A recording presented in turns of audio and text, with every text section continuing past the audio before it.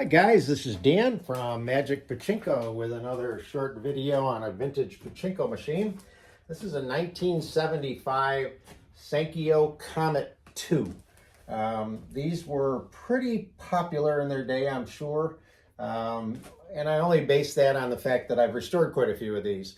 Nisagen certainly I think was the most prolific maker of pachinko machines, but Sankyo probably came in second. And again, I don't know. I'm just basing that on the amount of different machines that I've restored over the years. But these have always been a favorite of mine. I love this, the double circles, the ball out light and the jackpot light. The only thing I wish they would have done is put another light bulb back here so that the two lights come on when you get a jackpot. That would have been kind of nice. I have done that with LED lighting and so on some of these, but not this particular one.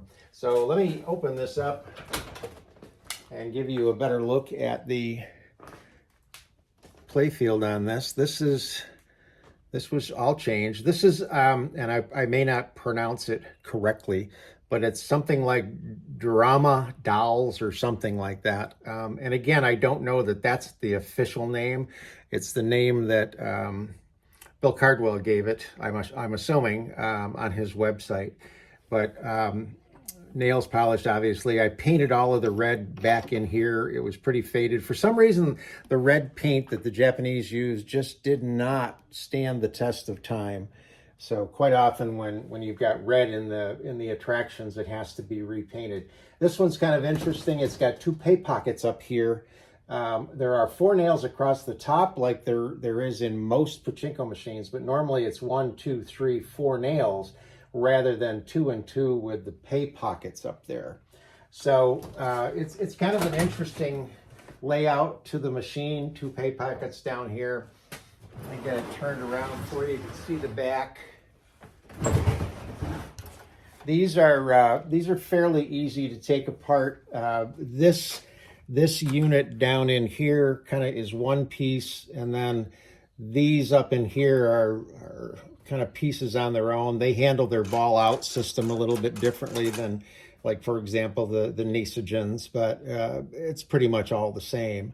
So these machines get have a plug or a pin arrangement up here where the fuse is. And in the parlors, they would have just had a connector that just plugged in rather than the terminal screws that screw in. So what I did is I just wired the pigtail that I provide for power. I just wired that directly in.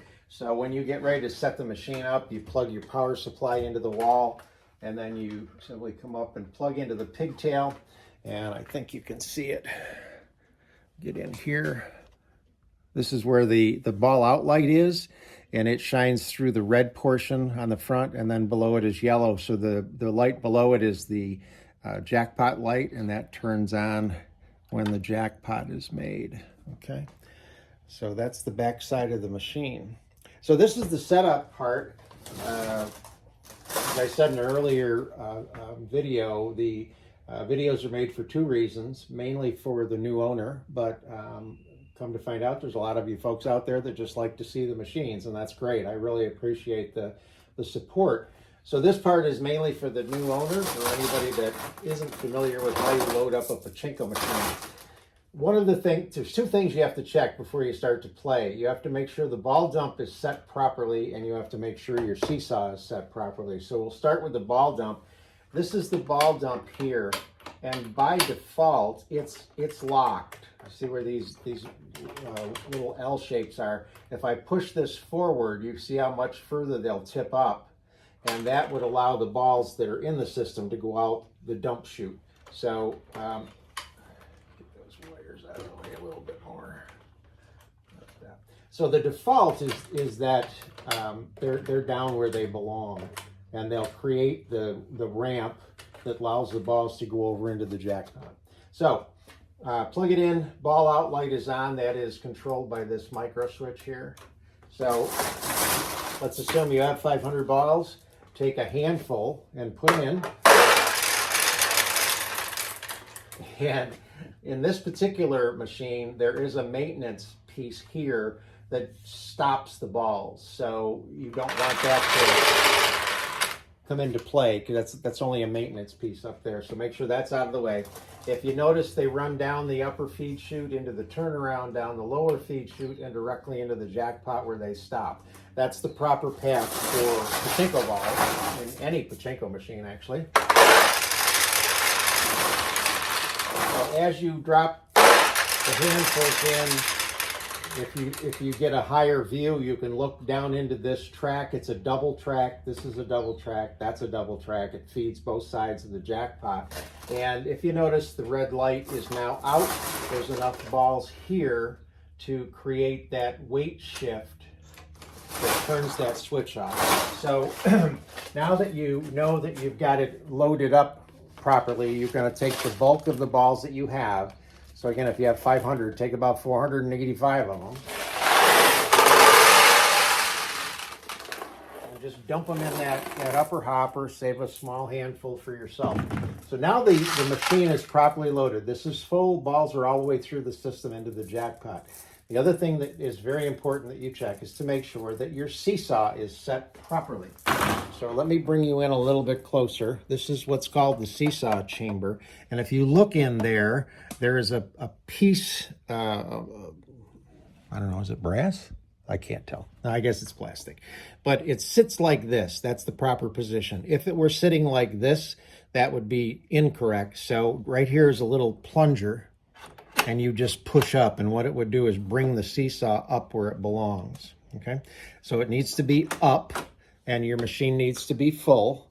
And now this machine is ready to play. What you need to do is have something, I use these plastic shoe boxes right here, that will catch the losing balls and the winning balls. They drop out. In the parlors, they would have just dropped out into a big trough and gone down to a collection area. Modern day parlors, they all feed right into a system that reloads all the machines. So, but in home use, you have to be able to catch them or they're going to fall all over the place. So let's get this machine turned back around. I forgot my turntable, but that's okay. We don't really need it. Got the ball catch. And now you're going to put a handful of balls in here. In a parlor, you would have bought balls and put them in here, and now you're going to start to, essentially what you're doing is you're betting one of your balls that you're hoping would win, and then the machine would give you in return 14 balls, okay? So what will happen is the balls go down, go into the ball handling mechanism, and you should see a couple of balls here in this clear window. Now, if I remember, I'll tell you a story about that. So the first time you try it, it does not launch. You have to wait one cycle. And then the second time you do it, it will launch a ball. And that's not a winner. It goes right in and drops out of the machine. So you want to get in the habit of going all the way down, because that will properly load a ball, and then just let it slip off your thumb. So we'll launch some balls here, see if we can get a win.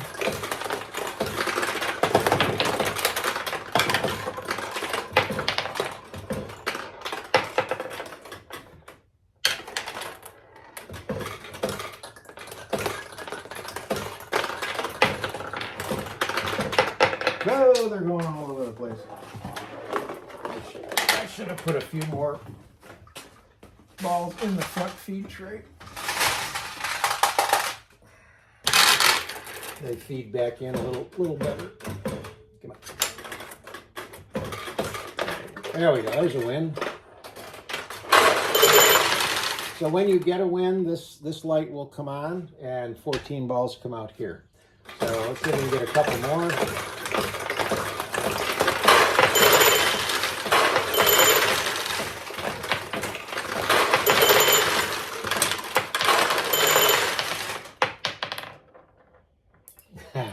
So that's the 1975 Sankyo Comet II machine.